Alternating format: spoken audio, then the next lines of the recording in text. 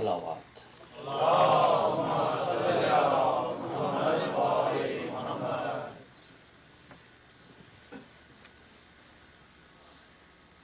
اعوذ باللہ السمیع العلیم من الشیطان اللعین الرجیم، بسم اللہ الرحمن الرحیم۔ الحمد للہ العلی عن شبہ المخلوقین، الغالب لمقال الواصفین،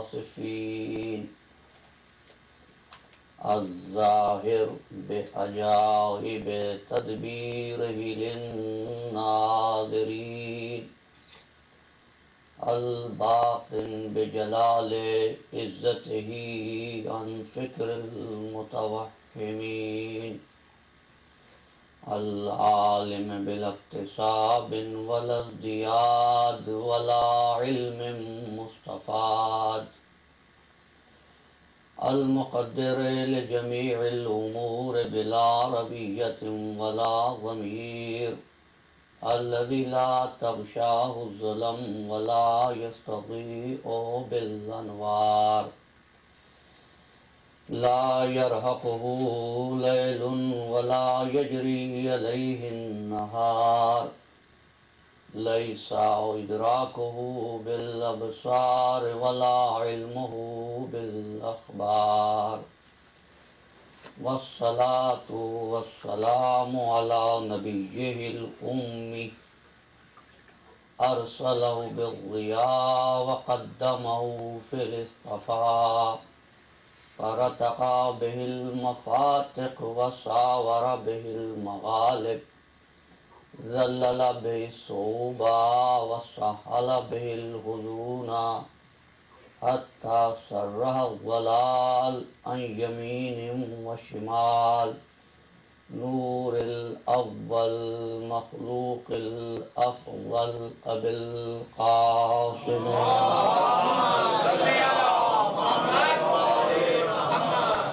وأهل بيته الطيبين الطاهرين المعصومين المظلومين، الذين أذهب الله عنهم الرجس وطهرهم تطهيرا۔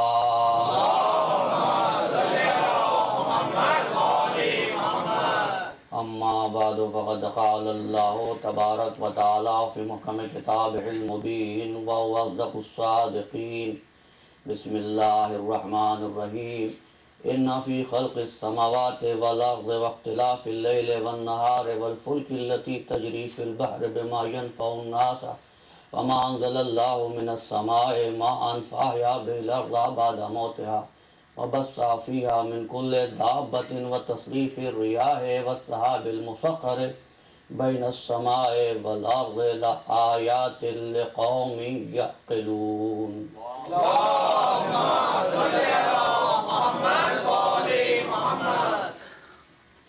عزیزان محترم،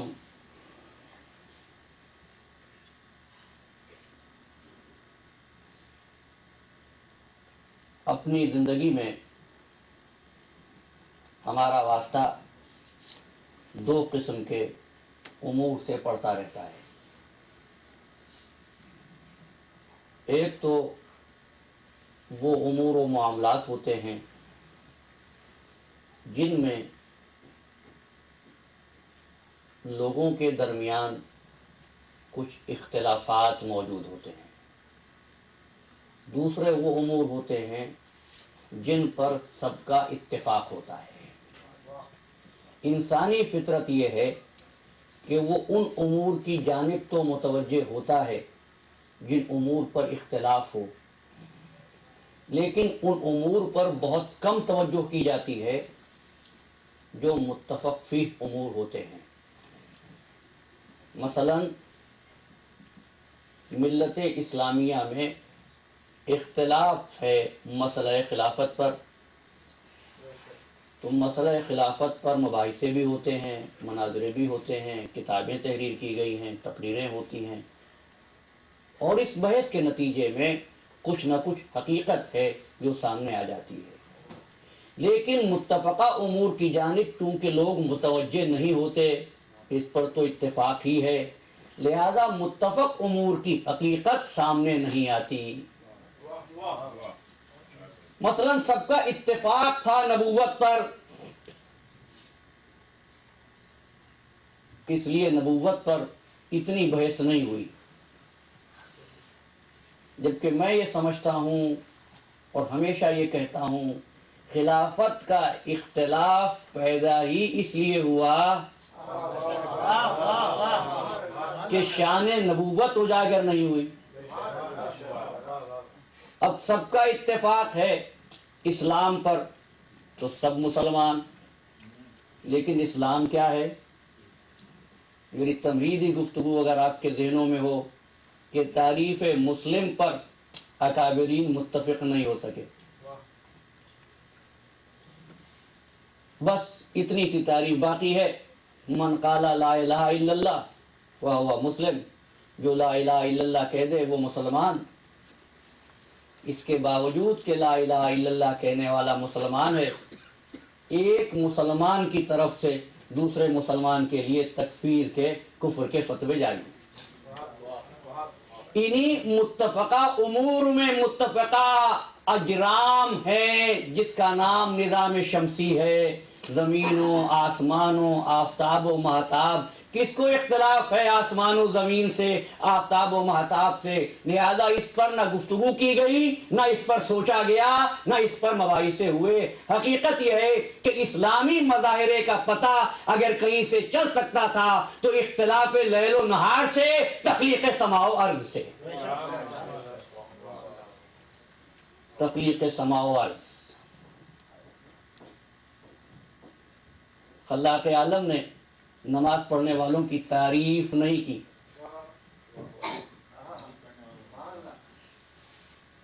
ڈاکٹر صاحب فرماتے ہیں نہ پڑھنے والوں کی مذمت کی۔ یہ دوسرا حصہ ہے موضوع کا۔ روزہ نہ رکھنے والوں کے لیے عذاب کی وعیدیں نہیں ہیں، نافرمانی کے لیے سزا کا اعلان ہے۔ ٹھیک ہے نا؟ کسی بھی قانون میں قانون کا نافذ کرنے والا فقط قانون توڑنے والے کے لیے سزا کا اعلان کرے تو بات سمجھ میں آتی ہے۔ کبھی آپ نے دیکھا ہے قانون پر عمل کرنے والوں کے لیے انعامات ہوں؟ ماشاءاللہ سب لوگ ٹیکساس میں رہتے ہیں۔ ایک لفظ سے میں متعارف ہوا جب اس مملکت میں آیا، ہم نے تو ایک ہی ٹکٹ سنی تھی، ٹکٹ۔ دیر ہو رہی ہے، جلدی پہنچنا ہے مسجد میں، جلدی چلائیے، مولانا ٹکٹ مل جائے گا۔ سمجھ میں آئی بات کہ اگر آپ نے سرخ لائٹ پر، سرخ روشنی پر گاڑی نہ روکی تو ٹکٹ ملے گا۔ کبھی آپ نے سنا کہ 4 جولائی کو حکومت امریکہ اعلان کرے کہ اتنے شہریوں میں انعامات تقسیم کیے جائیں گے؟ یہ سب سرخ روشنی پر رکتے تھے۔ ہر قانون میں قانون توڑنے والے کے لیے سزا کا اعلان ہوتا ہے، عمل کرنے والے کے لیے انعام نہیں ہوتا۔ اگر اسلام کو آپ ایک قانون کے طور پر لیں تو عزیزان محترم، آپ کو انعام میں پروردگار عالم کی طرف سے جو کچھ مل رہا ہے وہ اس کا فضل و احسان سمجھو، اپنا استحقاق نہ سمجھو۔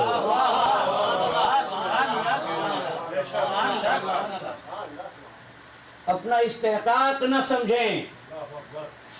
اب مظاہرہ اسلامی کیا ہے؟ ایک مذاکرے میں گفتگو تھی کہ بہترین فنامنا کیا ہو سکتا ہے اسلام کا۔ دیکھیے، مظاہرہ اسلامی اس عمل سے ہوگا جو کسی بھی حالت میں مقصر نہ ہو. اگر یہ اصول یاد رہے تب کہتا ہوں کہ مظاہرہ اسلامی یہ نہیں ہے کہ نماز کے وقت میں صف در صف نمازیوں کا جمع غفیر موجود ہو. کوئی مسافر ہوگا، کوئی بیمار ہوگا، کوئی کھڑے ہو کر نماز نہیں پڑھ سکتا، کوئی بیٹھ کر بھی نماز نہ پڑھ سکے گا. یہ مظاہرہ اسلامی نہیں ہے. تو سوالات آئے ان اسکالرز میں، ایک ہم بھی تھے، کہ اسلامی مظاہرہ کیا ہے. ایک صاحب نے کہا کہ حج کے موقع پر جو عظیم الشان اجتماع ہوتا ہے، روح پرور منظر، وہ مظاہرہ اسلامی ہے. آپ کیا کہتے ہیں؟ میں نے کہا نہیں، مظاہرہ اسلامی باجماعت نماز نہیں ہے.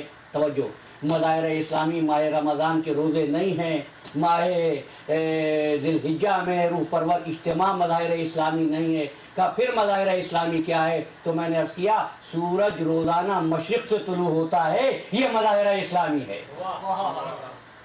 اور خلاق عالم نے جب مسلمانوں کی تعریف کی، تعجب نہ کیجیے گا، مسلمانوں کی بات کر رہا ہوں، نام نہاد مسلمانوں کی نہیں. قرآن نے کہا اِنَّ فِي خَلْقِ السَّمَاوَاتِ وَالْأَرْضِ وَاخْتِلَافِ اللَّيْلِ وَالنَّهَارِ.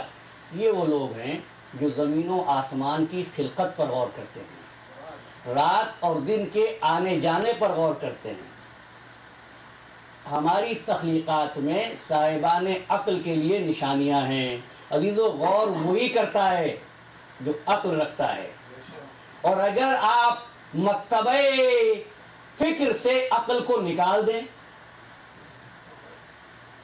تو پھر اسلام کی کون سی شکل باقی رہ جائے گی؟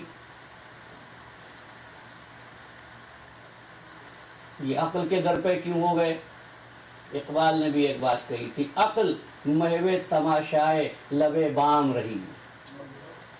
عزیزان محترم، اقبال سے غلطی یہ ہوئی کہ وہ چالاکی کو عقل سمجھ بیٹھے. یاد رکھنا، چالاکی اور چیز ہے، عقل اور چیز ہے. عقل کہتی ہے قبضہ کرو، قانون خالق فطرت کی روشنی میں، اور چالاکی کہتی ہے قبضہ کرو جس طور پر ہو سکے، چاہے شکون مارنا پڑے، اقتدار مل جائے. چالاکی کہتی ہے اقتدار کو مضبوط کرو، سلطنت کی فتوحات کرو اور سلطنت کی حدود میں اضافہ کرو. اور عقل کہتی ہے کہ نہیں، تلوار اس طرح نہیں چلتی ہے. عقل کہتی ہے کہ اگر تلوار چلنے کا وقت ہو تو تلوار اس طرح چلے جس کو قلعوں کے در نہ روک سکیں، پہلوانوں کے سر نہ روک سکیں، اور یہ کہ جبریل کے پر نہ روک سکیں. محمد والے محمد بنتر تلوار.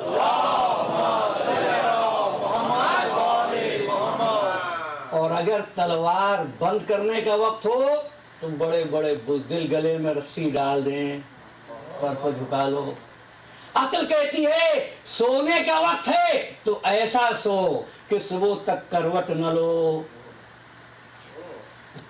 عقل کہتی ہے کہ اگر کھانا کھانے کا حکم ہے تو خود بھی کھاؤ اور بچوں کو بھی کھلاؤ، لیکن اگر عقل کہے کہ فاقہ کرنا ہے تو اپنے بچوں کو بھوکا سلا دو، اپنی روٹیاں یتیموں اور مسکینوں میں بانٹ دو.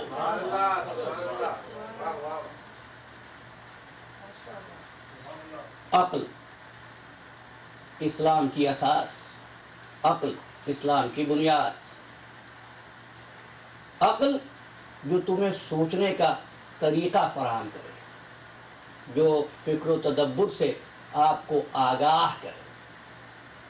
ہاں، اگر فکر خام ہو تو پھر بڑی مشکل ہے. بال کہتے ہیں آزادی افکار بڑی اچھی چیز ہے، مگر آزادی افکار سے ہے ان کی تباہی، رکھتے نہیں جو فکر و تدبر کا سلیقہ. وہ فکر اگر خام تو آزادی افکار انسان کو حیوان بنانے کا طریقہ. تو عزیزو، اگر عقل کا دامن ہاتھ میں رہے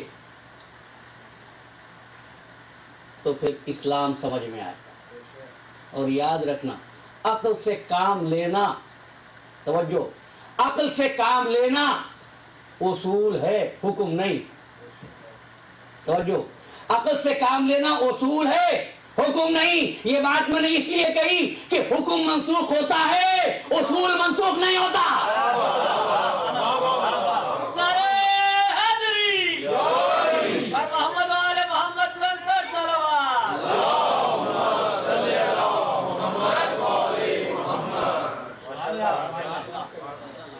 ये नहीं कि साहब इस मामले में हम अक्ल से काम लेंगे, इस मामले में तकलीद करेंगे, इस मामले में गुलामी करेंगे।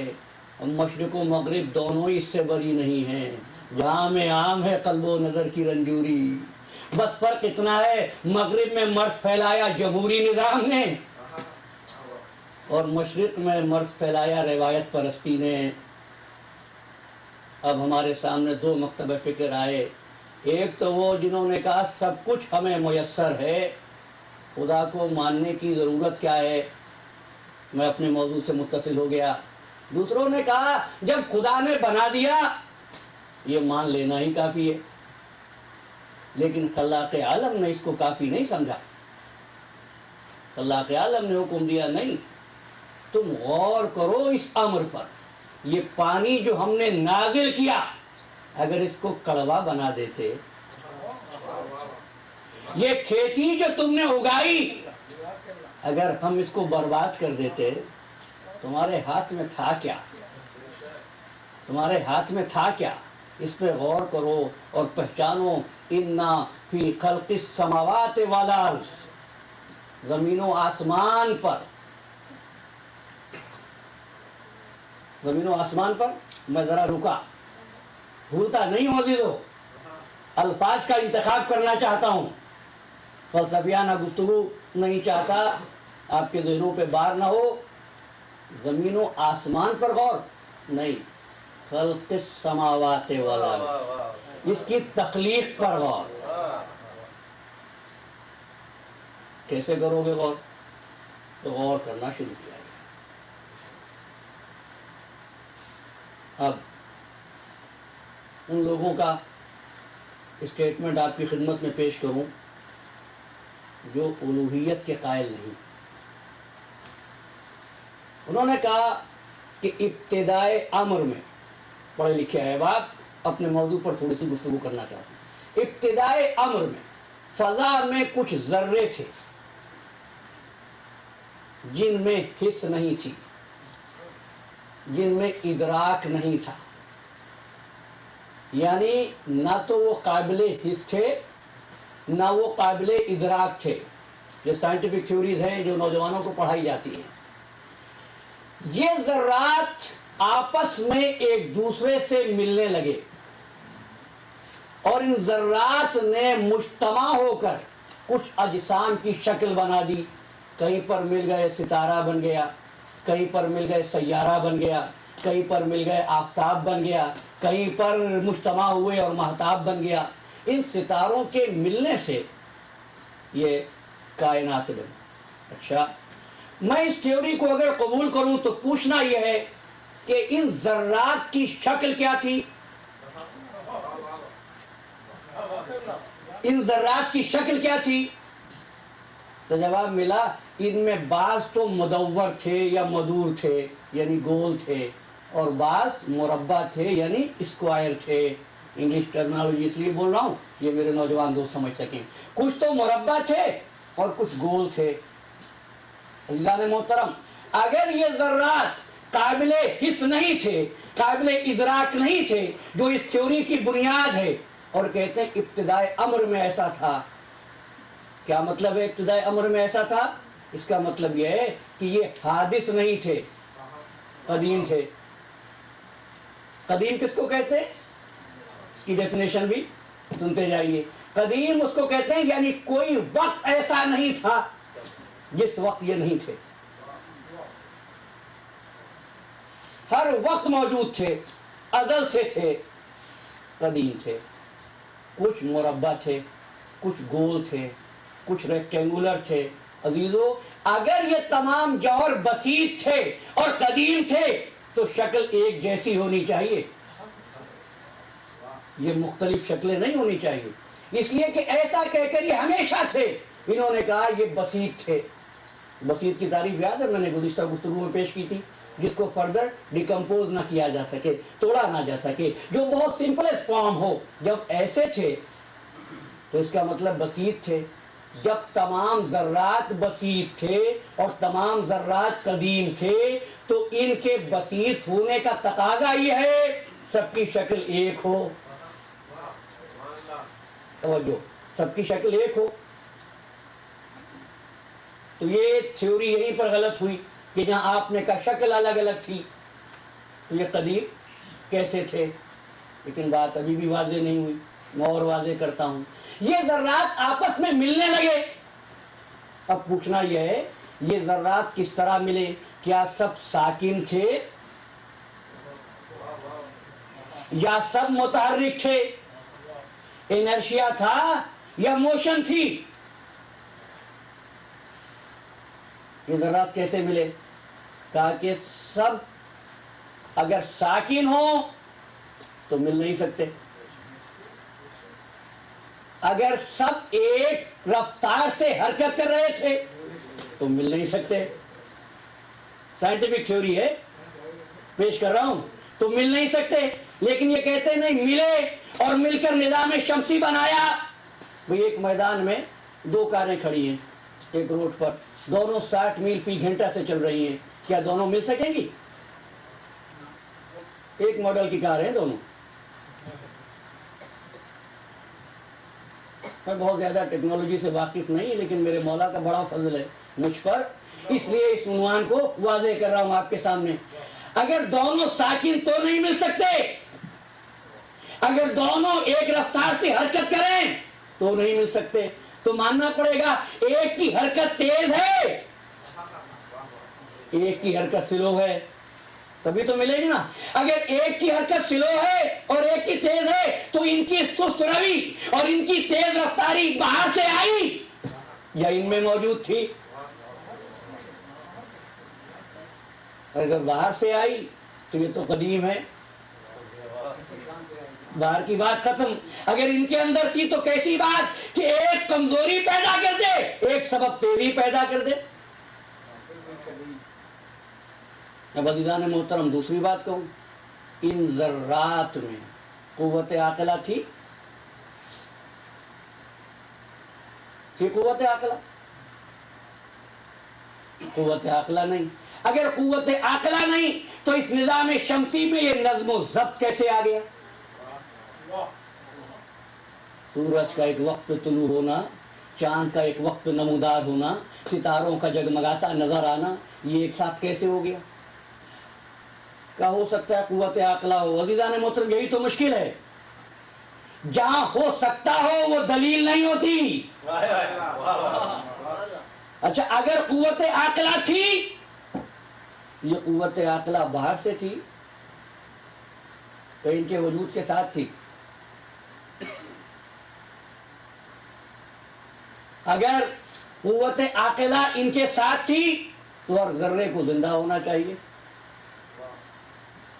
لیکن زندگی کا تصور اس پوری تھیوری میں گئی نہیں۔ تین چیزیں پیش کی گئی، موالید ثلاثہ، جمادات، نباتات، حیوانات، انشاءاللہ ہمارا بیان آئے گا واضح کروں گا۔ زندگی کا تصور تو فقط نباتات و حیوانات سے آپ نے تسلیم کیا ہے، اور اگر قوت عاقلہ ان میں باہر سے آئی تو بتاؤ یہ قدیم یا قوت عاقلہ قدیم؟ یہ قدیم یا قوت عاقلہ قدیم؟ تو یاد رکھیے گا جو پہلا وجود ہوگا اس میں قوت عاقلہ ہوتی نہیں، اس لیے کہ اگر قوت عاقلہ آ جائے تو باہر سے ہوتی ہے، اس کے وجود کا حصہ نہیں ہوتی۔ اب کسی بھی وجود کو آپ اول تسلیم کر لیجئے عزیزان محترم، لیکن میں کہوں گا وہاں قوت عاقلہ نہیں ہے۔ اس لیے اگر آپ یہ کہیے کہ پہلے کوئی نور بنا تھا اور وہاں قوت عاقلہ تھی تو میں تسلیم نہیں کروں گا۔ دیکھیے میں پھر بھی ساتھ دے رہا ہوں سائنٹیفک تھیوری کا، پتہ نہیں یہ میرا ساتھ دیتے ہیں یا نہیں۔ میں تسلیم نہیں کروں گا کہ قوت عاقلہ تھی، نہیں، پہلے وجود میں قوت عاقلہ ہو ہی نہیں سکتی۔ کوئی شے اگر باہر سے آ جائے تو چیز ایک نہ رہی دو ہو گئی.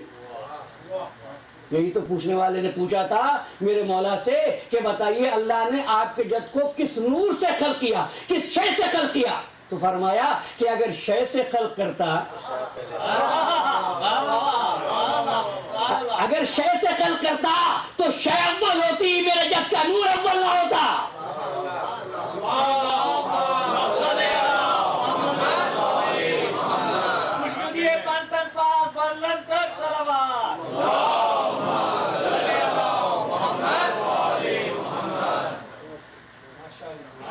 تو پہلا وجود قوت عقلہ نہیں رکھتا تھا.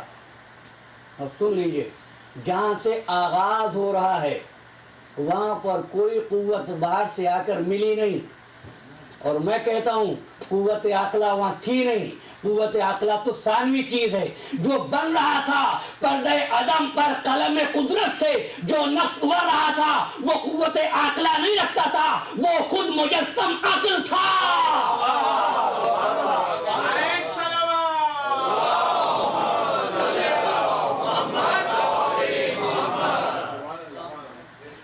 وہ خود مجسم عقل تھا.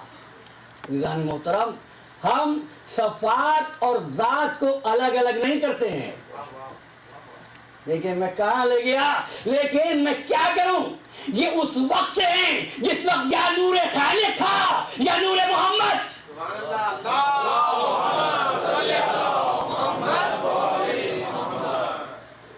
اب کا بارہ یہ ذرات جمع ہوئے, چلیے سن لیتے ہیں. وہ کہتے ہیں یہ اربوں سال پہلے بنی زمین. کیا خبر مولویوں کو, بہت خبر ہے. میں کہتے ہیں بہت اربوں سال پہلے. ہم نے کب کہا اربوں سال پہلے نہیں بنی؟ ہم تو کہتے ہیں پتہ نہیں کتنے سال پہلے بنی. یا بنانے والا جانے یا وہ جانے یہ بن رہی تھی, وہ دیکھ رہے تھے.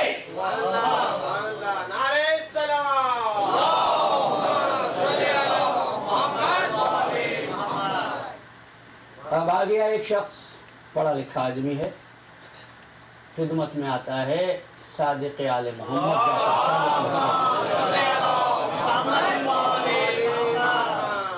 آیا صادق آل محمد کے پاس,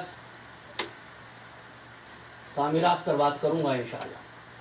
سوالات کرنے لگا, مولا ارشاد فرماتے گئے, وہ سنتا گیا.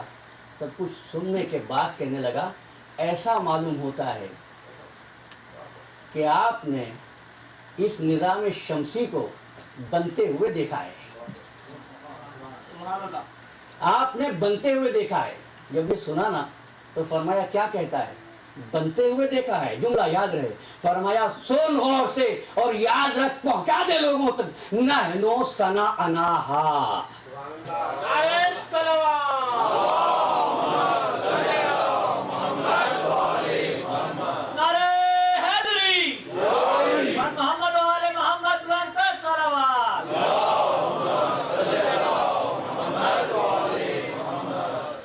ہم نے بنتے ہوئے دیکھا نہیں, نحنو صنعناہا.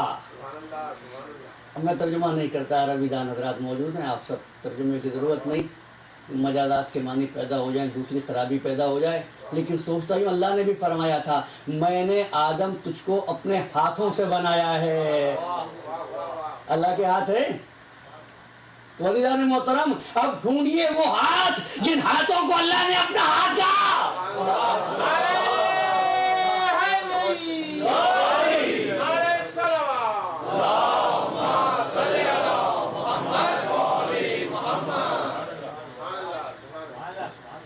نحنو صنعناہا, صنعناہا, ہم نے بنایا ہے. ہو گیا نا شرک. اس لیے بعض لوگ کہتے ہیں مجلس نہ سنو.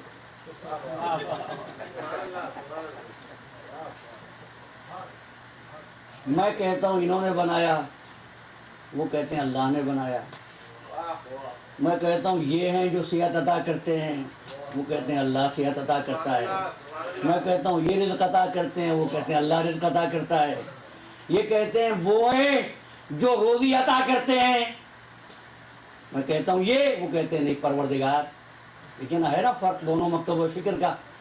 میں کہہ رہا ہوں کہ میرا امام ہے جو رزق عطا کرتا ہے، میرا امام ہے جو صحت عطا کرتا ہے، میرا امام ہے جو پانی برساتا ہے. وہ کہتے نہیں اللہ پانی برساتا ہے، اللہ رزق عطا کرتا ہے، اللہ خلق کرتا ہے. بات ان کی بھی صحیح ہے، ہماری بھی صحیح ہے. اس لیے فرق اتنا ہے، ان کا جتنا تصور توحید بلند ہے، میرا اتنا تصور امام بلند ہے.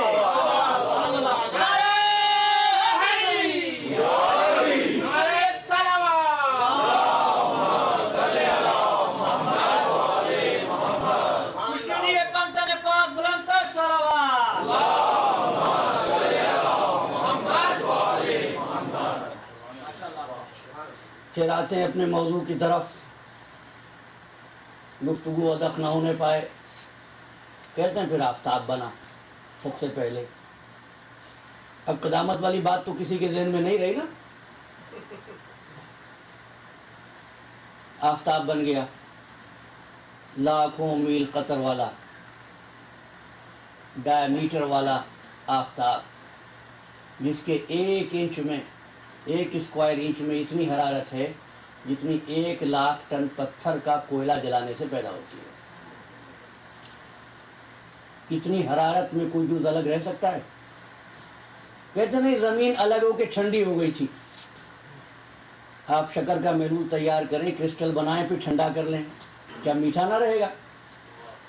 کیوں؟ اس لیے کہ جب ہیٹ پہنچاتے ہیں کسی بھی آمیزے کو، کسی بھی مکسچر کو، تو تمام اجزاء آپس میں مل جاتے ہیں.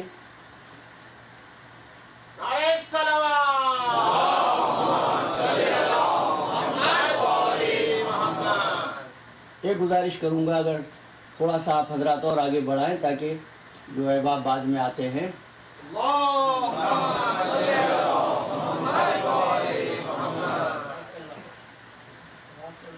اور دیگر صلوات.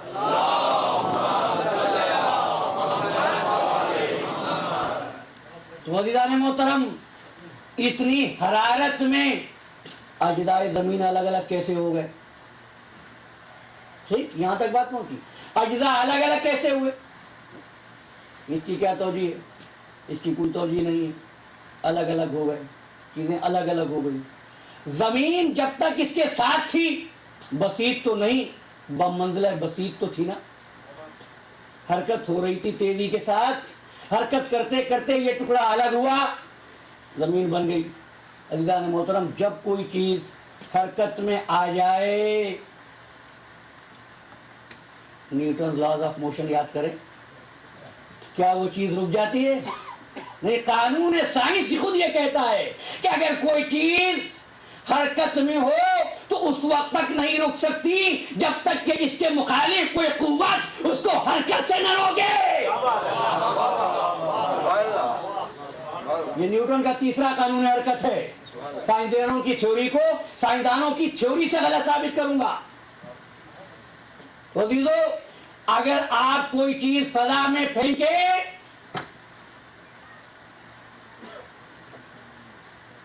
تو پتھر پھینکنے کے بعد اگر آپ کے ہاتھ سے جائے تو گر جاتا ہے. کیوں گرتا ہے؟ ہوا کی حرکت اس کو روکتی ہے، زمین کی کشش ثقل اس کو روکتی ہے. کسی چیز کو کھینچے تو فرکشن فورس کام کرتی ہے. آپ کہتے ہیں اور تو کچھ تھا ہی نہیں. آفتاب اور آفتاب کا ٹکڑا، زمین الگ ہوئی تو پوچھنا یہ ہے جب الگ ہوئی تو وہ کون سی قوت تھی جو اس کی حرکت کو روک رہی تھی؟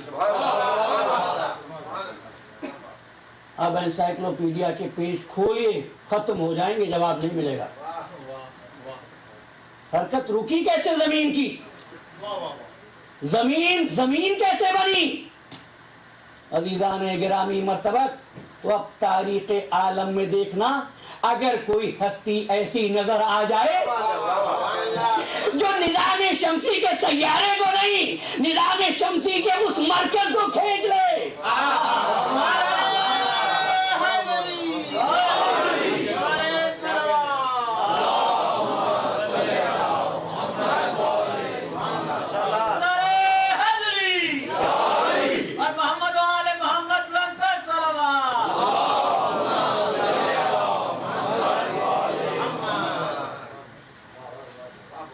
عزیزان گرامی، زمین تو ایک جز ہے نا. آفتاب اس کا مرکز ہے، اپنے تسلیم کیا۔ شخصیت وہ ہے جو زمین کو کچھ نہیں کہتی، آفتاب کو کھینچ لیتی ہے۔ لوگ کہتے ہیں یہ معجزہ ہے۔ عزیزان گرامی، سورج کو پلٹانا کوئی معجزہ نہیں تھا۔ معجزہ کیا تھا؟ اس پہ غور کرنا ہے۔ معجزہ کیا تھا؟ دیکھیے، اس معجزے کے ساتھ یہ میسج ہے کہ دیکھو، اسرار کائنات اسی وقت تمہارے علم میں آئیں گے جب وسائط الہی کو سکون پہنچاؤ، اذیت نہ پہنچاؤ۔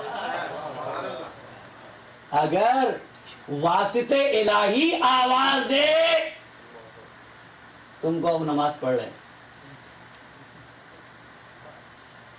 تو یاد رکھیے گا، نماز اور چیز ہے، اطاعت رسول اور چیز ہے۔ نماز میں اجازت ہے، کھڑے ہو کر نہ پڑھ سکو تو بیٹھ کر پڑھ لو، بیٹھ کر نہ پڑھ سکو لیٹ کر پڑھ لو، لیٹ کر نہ پڑھ سکو اشاروں سے پڑھ لو۔ اطاعت رسول میں اجازت نہیں ہے اتنا مان لو یا اتنا مان لو، کیفیت میں اجازت نہیں ہے، کوئی قیود نہیں ہے۔ بس یہی بات تھی، فرق تھا کہ دیکھو ترقی عالم کون کرے گا، ترقی عالم کون کرے گا۔ اس تسخیر کائنات کے چند چیزوں کو جان کر یہ سمجھ لینا کہ ہم نے فطرت کی اسکیم کو پا لیا اور بات ہے، چند چیزوں کو جان کر خدا کا انکار کر دینا تمہارا فیشن ہے، اور وہاں نظام کو تبدیل کر کے اپنے سر کو بارگاہ رب العزت میں جھکا لینا۔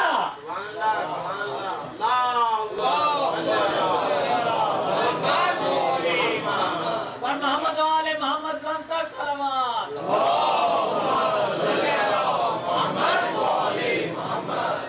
عزیزان گرامی، واقعہ کچھ عرض کر دوں تاکہ بچے اور نوجوان بھی سمجھ جائیں، اور اللہ زندگی دے ہمارے شہر کے مولانا بابر رحمانی صاحب کو، اس واقعے کو انہوں نے ریڈیو سے نشر کیا۔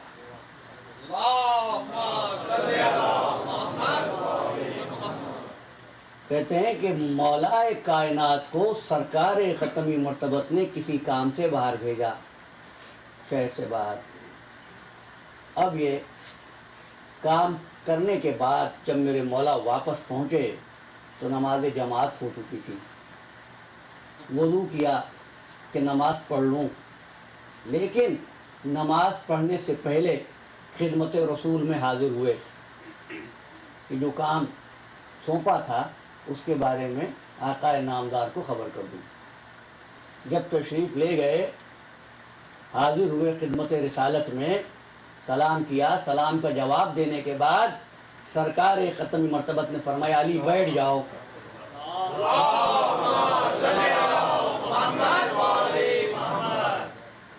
علی بیٹھ جاؤ۔ تو یہ علی ہیں، ملا ہوتا تو کہتا نماز پڑھنی ہے۔ دیکھو فرق جانیے، تذکیر کائنات پر گفتگو ہو رہی ہے، تخلیقات الہی پر بات ہو رہی ہے، اور وسائط الہی کا تذکرہ ہو رہا ہے۔ بیٹھ گئے۔ اب علی کے زانو پہ رسالت مآب نے سر رکھ دیا۔ ایک مرتبہ نیند آ گئی، محبوب کے زانو پر سر آئے تو نیند آ ہی جاتی ہے۔ مولا کائنات نے کیا کیا؟ جس زانو پہ سر مبارک ہے اس کو ساکن کیا، دوسرے زانو سے اشارے سے نماز عصر ادا کی۔ جب آنکھ ہوئی سرکار کی تو پوچھنے لگے یا علی اصلیت العصر، کیا تم نے نماز عصر پڑھ لی ہے؟ تو عرض کیا یا رسول اللہ، آپ آرام فرما رہے تھے، میں نے اشارے سے نماز پڑھ لی ہے۔ علی نے رسول کو ایذا نہیں دی، نماز اشارے سے پڑھ لی، اس لیے کہ نماز میں تبدیلی ہو سکتی ہے، اطاعت رسول میں تبدیلی نہیں ہوتی۔ نعرہ حیدری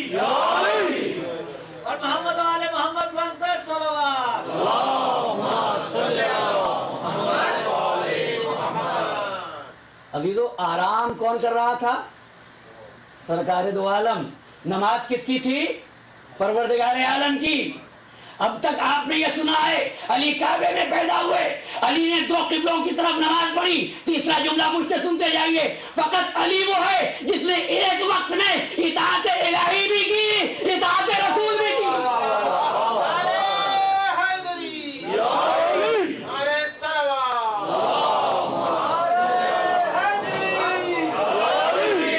सुभान अल्लाह, सुभान अल्लाह। जब सुना कि नमाज पढ़ ली इशारे से, नमाज तो हो गई ना, अब किस चीज की जरूरत थी? रिज़ान मोहतरम, इस अम्र के लिए कि अहले मदीना देख लें, अहले मदीना देख लें, जो अपने मिजाज को, अपनी तबीयत को, अपने वक्त को, अपनी इबादत को खुदा और रसूल के हवाले कर दे। वो कहता है मेरे बंदे मेरी इताअत कर, मैं तुझको अपनी मसल बना दूंगा। अल्लाह के रसूल ने फरमाया, अल्लाहुम्मा इन काना अलीयन फी ताअतिका व फी ताअति रसूलिका। परवरदिगार, अगर अली तेरी और तेरे रसूल की इताअत में था तो इसके लिए आफताब को पलटा दे। अज़ीज़ान मोहतरम, सूरह अनफाल की आयत है, या अय्युहल्लज़ीना आमनू इस्तजीबू लिल्लाहि व लिरसूल इज़ा दआकुम लिमा युहयिकुम। अल्लाह और उसका रसूल जिस वक्त भी पुकारे लब्बैक कहो। अच्छा, इस्तजीबू लिल्लाहि व लिरसूल तस्निया है ना, दो है ना, अल्लाह और रसूल, लेकिन दाकुम वाहिद का सीगा है, होना चाहिए था दावाकुम। भाई जिक्र तो हस्तियों का, अल्लाह के रसूल का, और दाकुम वाहिद का सीगा। क्या मतलब है? जब अल्लाह पुकारेगा आवाज रसूल की होगी।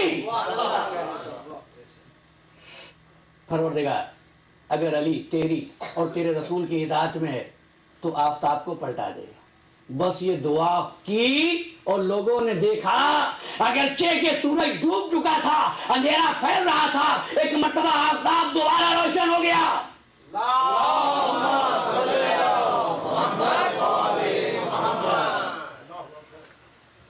अज़ीज़ान गिरामी, नुसैरियों ने अली को खुदा कहा, आपने उनको काफिर कहा। हालांकि मैं ये कहूंगा कि कुरान पर अमल किया उन्होंने। भाई जब नमरूद के दरबार में इब्राहिम अलैहिस्सलाम ने वजूद इलाही पर अदिल्ला कायम किए तो क्या कहा था? भाई फरमाया मेरा खुदा हुआ है जो मारता है, मेरा खुदा हुआ है जो जिंदा करता है। अच्छा, हम करके दिखाते हैं। दो कैदियों को बुलाया, एक वो जिसको सजाए मौत का हुक्म हुआ था, एक वो जिसको रिहा होना था। सजाए मौत वाले को रिहा कर दिया, सजा माफ कर दी, और जिसको रिहा होना था उसकी गर्दन उड़ाने का हुक्म दिया। का ये काम तो हम भी करते हैं। और कौन सी दलील है? तो फरमाया सुनो, इन्नल्लाह याती बिशम्स मिनल मशरिक फाते बिहा मिनल मगरिब। मेरा खुदा वो है जो आफताब को मशरिक से तुलू करता है। अगर तू खुदा है तो मगरिब से निकाल के दिखा दे। बस कुरान ने कहा काफिर मबूत होके रह गया, लेकिन दलील तो कायम हो गई ना, दलील तो कायम हो गई ना। इब्राहिम ने कहा जो मगरिब से निकाल दे वो खुदा। तो अजीजों, अगर अली ने आफताब को मगरिब से तुलू कर दिया और नुसैरी ने खुदा कह दिया तो एतराज क्या है?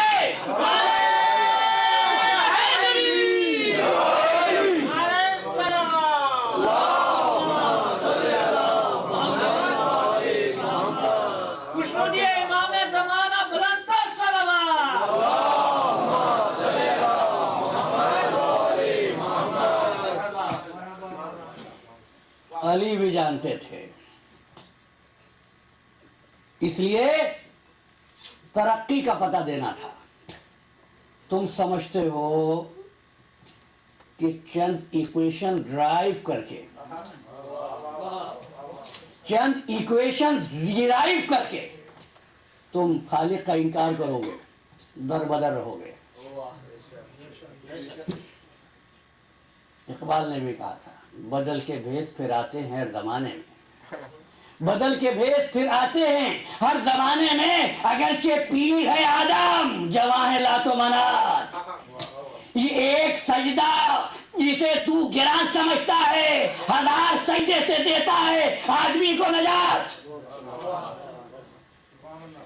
تو علی کو معلوم تھا کہ میرا یہ عمل دیکھ کر کوئی مجھ کو خدا کہہ دے، لہذا ادھر آفتاب کو طلوع کیا. ایک مرتبہ مصلی عبادت پر آئے، اپنے سر کو پار گائے رب العزت میں جھکا دیا کہ دیکھو خدا کسی کو سجدہ نہیں کرتا، میں خدا نہیں ہوں، بندہ ہوں، اللہ کا عبد ہوں. محمد والے محمد منتر سلامات.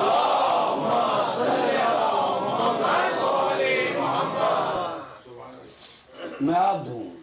عزیزو، عبد بڑا اونچا مقام ہے.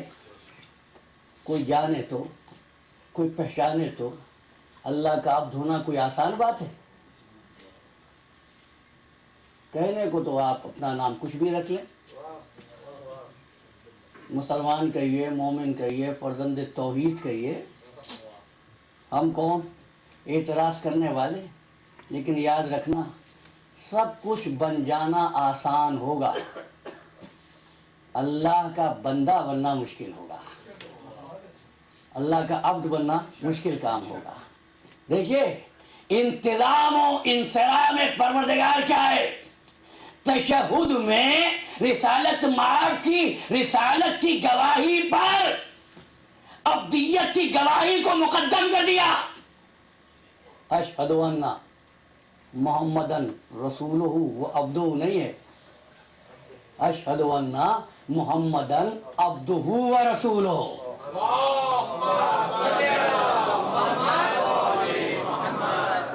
اور جب معراج کی رات اس کو لے گیا تو نہیں فرمایا اپنے رسول کو لے گیا. تبارک الذی سبحان الذی اسری بعبدہ، بزرگوں برتر ہے وہ ذات جو اپنے عبد کو لے گئی، رسول کو نہیں، عبد کو. عبد کو. اب دنیا حیران ہوتی ہے کہ صاحب یہ بات سمجھ میں نہیں آتی ہے، عقل میں نہیں آتی. اگر تم چالاکی کو عقل سمجھو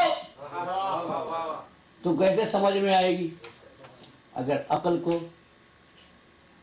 تم عقل سمجھو تو پھر سمجھ میں آئے گی. اگر رسول خود یہ کہے کہ میں گیا تو آپ حیران ہو، اگر میں یہ کہوں اللہ کے رسول گیا تو آپ یقین نہ کریں.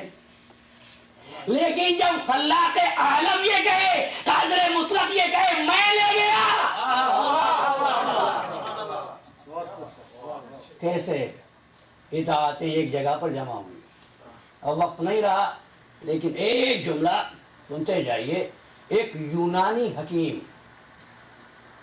مدینے میں آیا، جناب امیر المومنین سے ملاقات کی.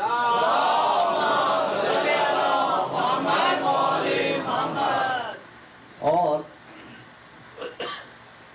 کہنے لگا یا علی، میں تو ایک نوجوان کا علاج کرنے آیا تھا. یہ واقعہ آتا ہے بیبانی نے الدمۃ الثاقبہ میں لکھا ہے. میں تو ایک شخص کا علاج کرنے آیا تھا، لیکن آپ کو دیکھا تو میں سمجھ گیا ہوں کہ آپ کو علاج کی ضرورت ہے، اس لیے کہ آپ کے چہرے کا رنگ زرد ہے، آپ کی پلڑیاں پتلی ہیں، آپ کی ٹانگیں کمزور ہیں، اور آپ ضرورت سے زیادہ کام اپنے جسم سے لیتے ہیں. کیا کام؟ آپ بوریاں لاد کر غذا کی، آٹے کی محتاجوں کو پہنچاتے ہیں. تو میں کچھ دوائیں آپ کو دیتا ہوں، ان کو استعمال کریں تاکہ آپ کا جسم پر گوشت ہو جائے اور چہرہ زردی سے سرخی کی طرف آ جائے.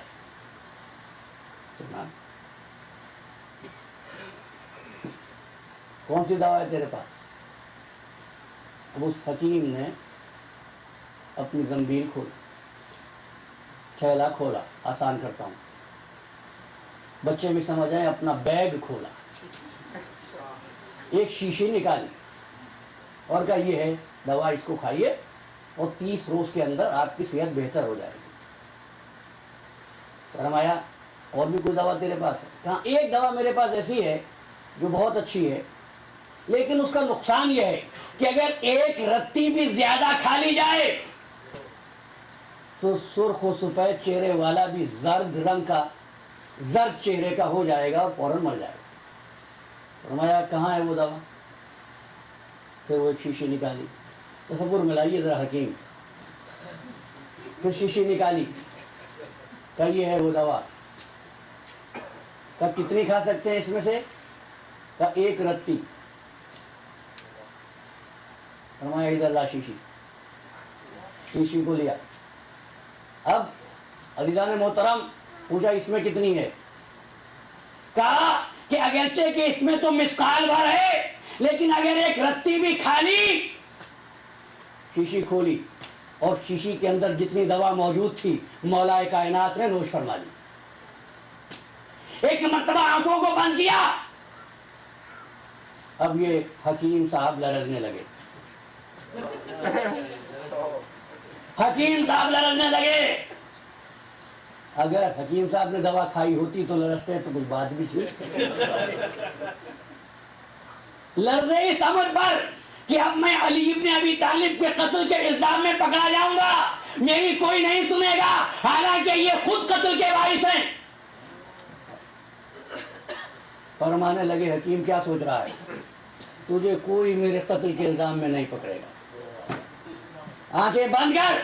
आंखें बंद की, कब आंखें खोल ले, आंखें खोली तो एक मर्तबा जनाब अमीरुल मोमिनीन की कैफियत में तब्दीली को पाया।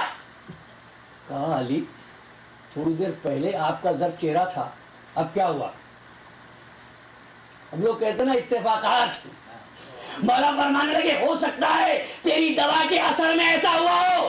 कहा नहीं अली, मेरी दवा के असर से ऐसा हो ही नहीं सकता, इस दवा में तो फकत मौत है। तो बात समझ लीजिए, लोग खवास के जानने को इल्म समझते हैं, अली खवास के बदलने को इल्म कहते हैं।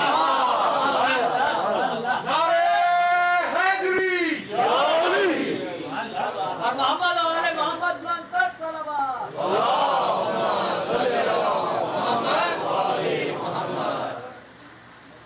फरमाया और दूसरी तशखीस तेरी क्या थी? कि आपकी टांगें कमजोर हैं। एक मर्तबा इमारत को सतून से पकड़ा और सतून को उठाया, छत सतून के ऊपर थी और सतून समेत छत ऊपर उठ गई। फरमाने लगे हकीम साहब पूरे अहले मदीना को कहो इस छत पर चढ़ जाए।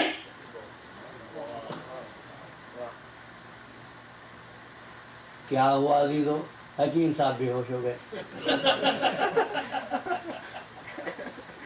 फरमाया पानी छिड़को इसके चेहरे पर। जब होश में आए कहा है कोई दवा तेरे पास? तो एक मर्तबा हैरान होके कहता है क्या मोहम्मद आप जैसे थे? कहा अस्तगफिरुल्लाह, मोहम्मद मुझ जैसे नहीं थे, मैं मोहम्मद जैसा हूं।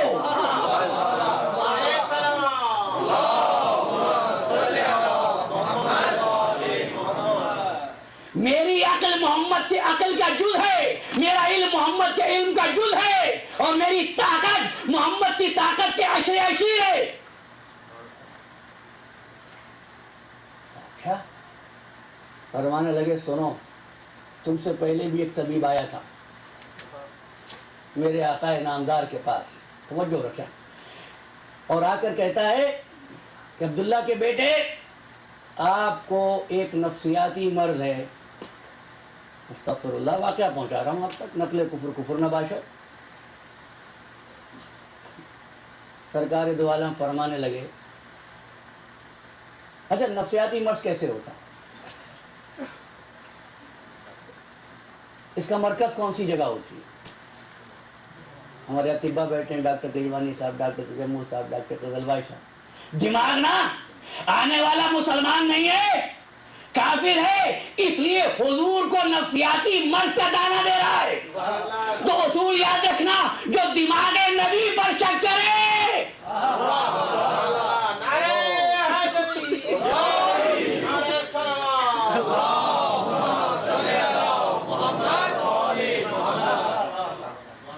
فرمانے لگے طبیب تجھ کو علاج کی ضرورت ہے، کس سے بات کر رہا ہے؟ حکم دیا کھجور کے ایک درخت کو کہ آگے تشریف لائے، آگے آیا۔ اب یہ کہتا ہے کہ جب مانوں گا جب آپ کے کہنے پر واپس چلا جائے۔ آگے اچھا، حکم دیا، واپس چلا گیا۔ اب یہ یونانی حکیم کہنے لگا میں تو اس سے کم پر مان جاؤں گا، مجھ کو بھی کوئی معجزہ دکھائیے۔ نے فرمایا مان جائے گا؟ لوگوں نے آ کر کیا کیا فرمائشیں کی تھی، کہا کیا دیکھنا چاہتا ہے؟ کہا یہ نہیں دیکھنا چاہتا کھجور کا درخت اپنی جگہ چھوڑ دے، صرف اتنا دکھا دے یہ جو کھجور کا درخت ہے اس کے تمام اجزاء الگ الگ ہو جائیں۔ کہا اتفاق تو نہیں کہہ دے گا نا؟ کہا نہیں۔ فرمایا مجھ سے کیا کہتا ہے؟ میں یہیں بیٹھا ہوں، تو جا اس درخت کے پاس جا کر کہہ دے اس درخت سے وسیع رسول اللہ یامرک ان تتفرق، کہ اللہ کے رسول کا وسیع حکم دیتا ہے کہ اپنے اجزاء کو تفرقہ کر دے، تتفرقہ پھیلا دے، بکھیر دے، الگ الگ کر دے۔ اس نے جا کر کہا الگ الگ ہو گئے۔ اب کہتا ہے کہ یا علی جب مانوں گا جب یہ اجزاء پھر مل جائیں۔ فرمایا مجھ سے نہ کہے، جا کر کہہ دے کہ رسول اللہ کا وسیع حکم دیتا ہے کہ ویسا ہی ہو جائے جیسا پہلے تھا۔ جا کر حکم دیا، مولا کا حکم پہنچایا، اجزاء پھر مل گئے۔ کہتا ہے یا علی موسم تو نہیں ہے کھجوروں کا، لیکن جب مانوں گا اس بے فصل میں کھجوریں کھلا دو۔ تو ہم بھی یہی کہتے ہیں علی کی جب بات کرنا بلا فصل کرنا اور بے فصل کرنا۔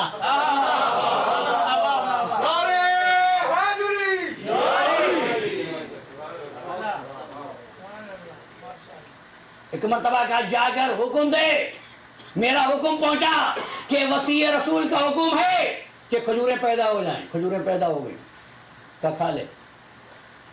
کہتا ہے قد چھوٹا ہے، حکم دیجئے شاخیں نیچے آ جائیں اور میں کھجوریں کھا سکوں۔ بھئی اس میں کوئی حرج نہیں ہے، قد چھوٹا ہو تو کہہ دینا چاہیے، اپنا قد لمبا کرنے کی کوشش نہیں کرنی چاہیے۔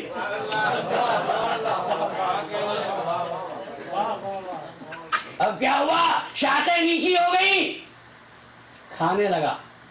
دیا ٹھہرو حکیم صاحب، ایک بات سنو، اگر تو نے اس درخت کا پھل کھایا اور توحید و رسالت و ولایت پر ایمان نہ لایا تو سزا پائے گا۔ کہ یا علی میری مجال ہے جو میں توحید و رسالت و ولایت کا انکار کروں، ایمان تو پہلے ہی لا چکا ہوں، یہ تو اہل مدینہ کو دکھانے کے لیے کیا تھا۔ نعرہ حیدری اور محمد آل محمد بلندر صلوات۔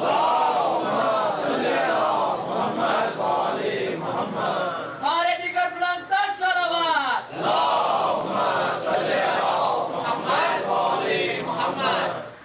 میں بہت تھک چکا، کوشش کرتا ہوں اپنی گفتگو میں کچھ اصلاح پیدا کروں۔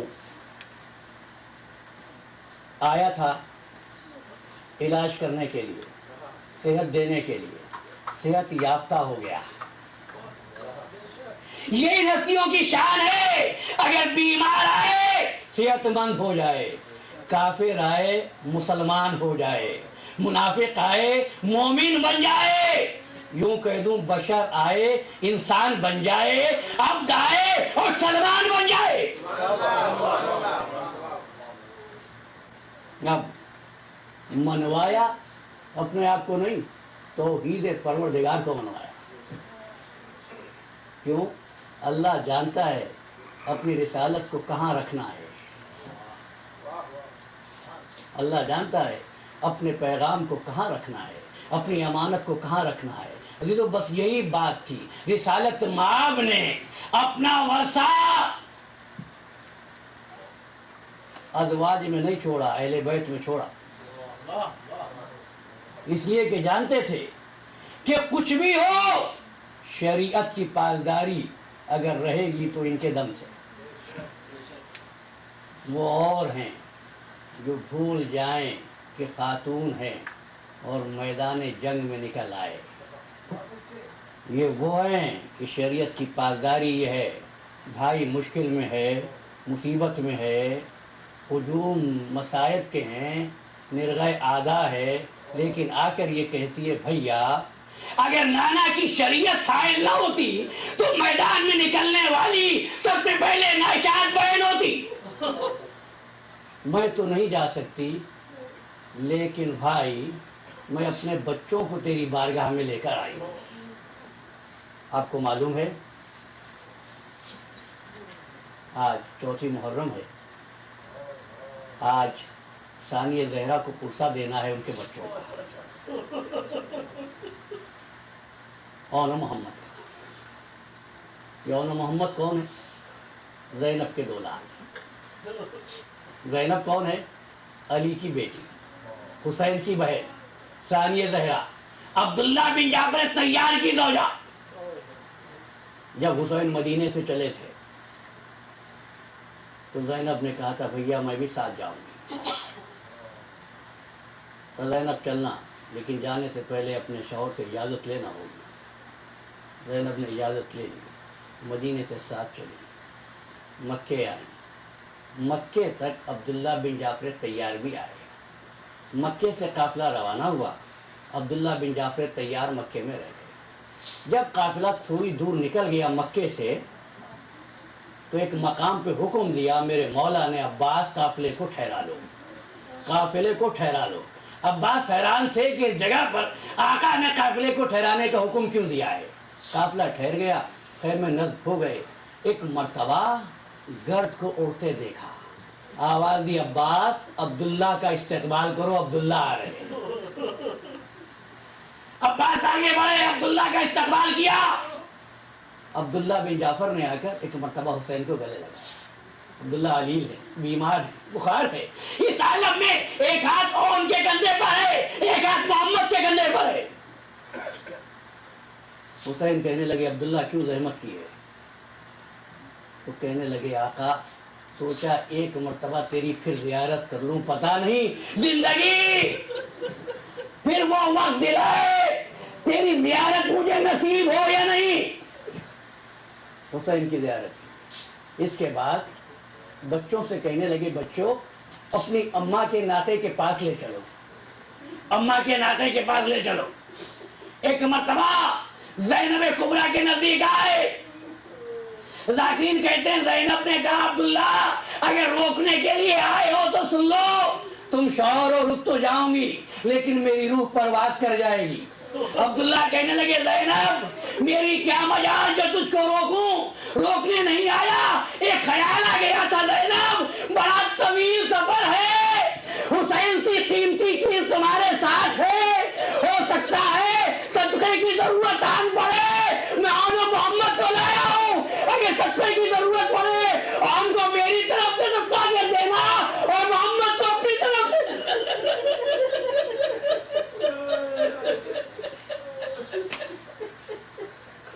اور محمد کربلا آ گئے.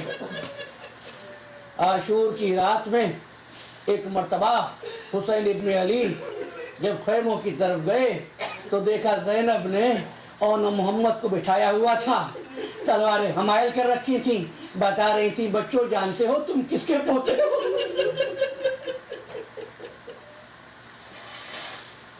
تم حیدر کرار کے نواسے ہو، تم جعفر کے پوتے ہو. حسین نے منظر دیکھا، زینب کی نگاہ پڑی، بھیا ذرا قریب آئی.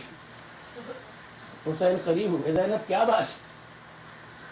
کہا بھیا آج جعفر طیار کی بہو حیدر کرار کے نواسے سے بھیک مانگ رہی ہے، بھیا میرے بچوں کی قربانی کو قبول کر لینا. حسین نے بچوں کو پیار کیا، گویا کہ قربانی قبول ہوئی۔ اگلے روز کیا ہے؟ دیکھو فطرتیں کیسے بدلتی ہیں۔ ہر ماں نے ہمیشہ یہ دعا مانگی ہے کہ بچے محفوظ رہیں، لیکن کربلا میں ماؤں کا کیا عالم تھا؟ جب بچوں کو دیکھتی تھی، بچے تو ابھی تک زندہ ہے۔ زینب نے دیکھا اور محمد تم ابھی تک موجود ہو؟ اماں جب جاتے ہیں ہمیں اجازت نہیں دیتے۔ ایک مرتبہ زینب آئی اور کہتی ہے حسین اپنی ماں کے صدقے میں میری بات سن لو۔ اجازت ملی اور محمد رخصت ہوئے اور میدان کی طرف چلے، اور محمد میدان کی طرف چلے، ادھر زینب نے ہاتھ پھیلا دیے دعا کے لیے، آواز دی عباس، اور محمد کہاں ہے؟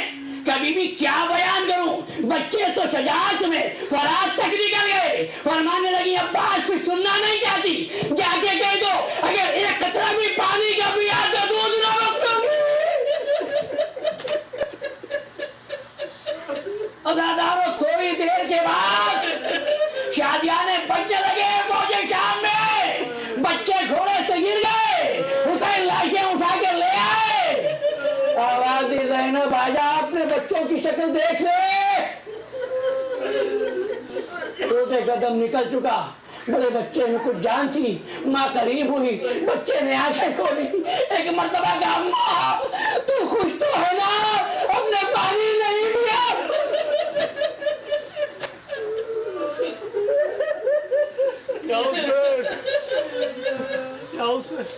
ایک مرتبہ بیویاں جمع ہوئی، آؤ زینب کو پرزہ دینے کے لیے چلے۔ زینب کے خیمے میں جا کر دیکھا مسلح بچھایا ہوا